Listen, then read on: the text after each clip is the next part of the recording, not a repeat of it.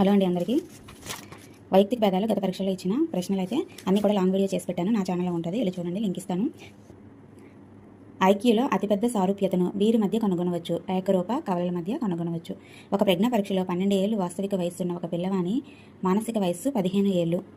అయితే Lenin Terman గణిత సూత్రం ప్రకారం ఆ పిల్లవాని ప్రజ్ఞ మనకి ఎంతంటే వచ్చింది 125 అనమాట. అంటే మనకి మానసిక వయస్సు బై వాస్తవిక వయస్సు ఇంటూ 100 వేసుకుంటే ఆన్సర్ అనేది వచ్చేస్తుంది అనమాట. మానసిక వయస్సు 15 బై వాస్తవిక వయస్సు 12 ఇంటూ 100 వేసుకోవాలి. అత్యధికంగా సృజనాత్మకత ఉన్న పిల్లల్లో నిలకడగా ఉండని లక్షణం అత్యంత అధిక ప్రజ్ఞ అనేది. సృజనాత్మకత ఎక్కువ ఉందనుకో వారిలో అత్యంత అధిక ప్రజ్ఞ అనేది నిలకడగా ఉండదనమాట. ఓకేనా? సృజనాత్మకత ఎక్కువగా ఉంటే ప్రజ్ఞ ఎక్కువగా ఉండదని గుర్తుపెట్టుకోండి. అంటే నిలకడగా ఉండదు, అత్యంత అధిక ప్రజ్ఞ నిలకడగా ఉండదు.